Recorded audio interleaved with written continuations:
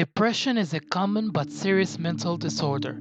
It affects various aspects of life, from sleeping and eating to cognitive and physical abilities. It is the leading cause of disability in the world. It can be hard to detect or understand as it is a mental illness, which is different from being diagnosed with blood pressure or diabetes. Depression decreases a person's ability to function both mentally and physically. Some stop talking, dressing, bathing, or even eating, not because they don't want to, but because they don't have any desire or motivation to do so. Being alive, meeting people, and having a simple conversation becomes a burden, as if their body and brain shuts down completely. They can reach a level they surrender, and death becomes a welcome means of escape from this daily torture that they can face for few weeks, months, or even years. Depression is the main drive behind suicide, which claims more than 1 million lives yearly. And it seems that depression is on the rise generation after generation, particularly among women, and it is getting much greater among teens as well compared to previous generations. Many factors can influence feelings of depression, as well as who develops the condition and who doesn't. Common causes can include genetics. Although depression is not a genetic disease, it can run in families, and the chances of developing this illness is up to 20% if you have a family history of depression or another mood disorder. Early childhood trauma can also affect the way your body reacts to fear and stressful situations. Certain chronic illnesses, such as chronic pain or insomnia, may put you at a higher risk of developing depression. Psychological reasons.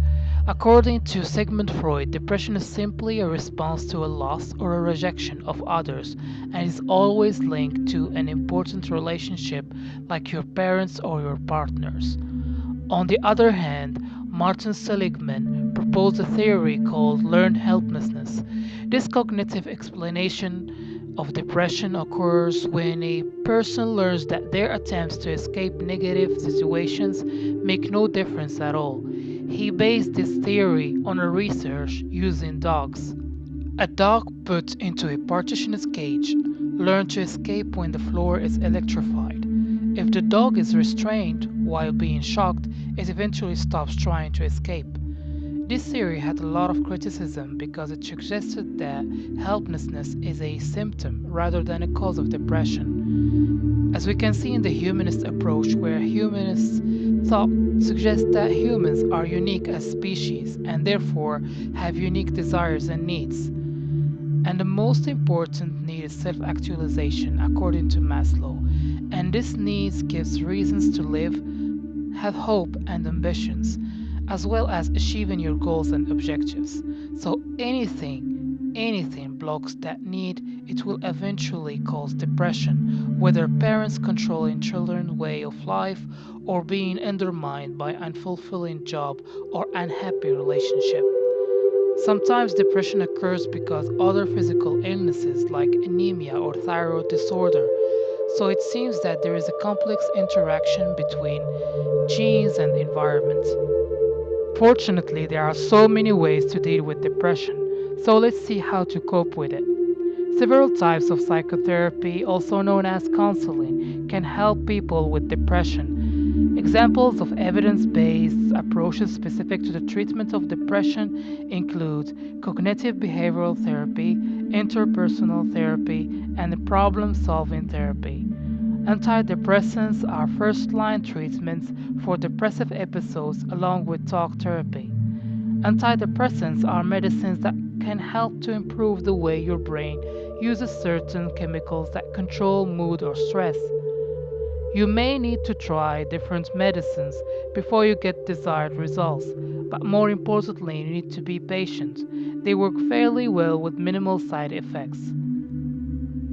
If medications do not reduce the symptoms of depression, electroconvulsive therapy or ECT may be an option to explore, Based on the latest research, ECT can provide relief for people with severe depression who have not been able to feel better with other treatments. ECT can be an effective treatment for depression in some severe cases where a rapid response is necessary or medications cannot be used safely. ECT can even be first line intervention. Talk to your doctor and make sure you understand the potential benefits and risks of this treatment before giving your informed consent to undergo the ECT. ECT may cause more side effects, including confusion, disorientation, and memory loss. ECT is not painful and you cannot feel the electrical impulses. Here are other tips that may help you or a loved one during treatment for depression. Try to be active and exercise. Exercising helps enhancing mental sharpness, dopamine and serotonin signaling, anti-aging effects. Practice qualities that nurture interpersonal relationships like empathy, acceptance, kindness, and positivity. Try to do them a couple of times during the day and every day. Set realistic goals for yourself and continue to educate yourself about depression. Look for support from people who make you feel safe and cared for. Try to keep up with social activities even if you don't like it. Find ways to support others. It is a great thing to see people standing by your side at the hardest times, but it's even more fulfilling when you are supportive and kind to others, expecting nothing in return. Human connection is an amazing thing. Caring for a pet can also bring compassion and joy to your life. If you know somebody suffering with depression, kindly encourage them to look for these options. Try to explain to them that there is nothing wrong with asking for help and that depression is a medical condition like diabetes or cholesterol and it should be treated as such. Thank you for watching. Share in the comments below your stories and experiences with depression and all your thoughts in general about this topic. Be sure to subscribe to our channel for more videos helping us to share awareness about mental health issues. Thank you again and have a nice day.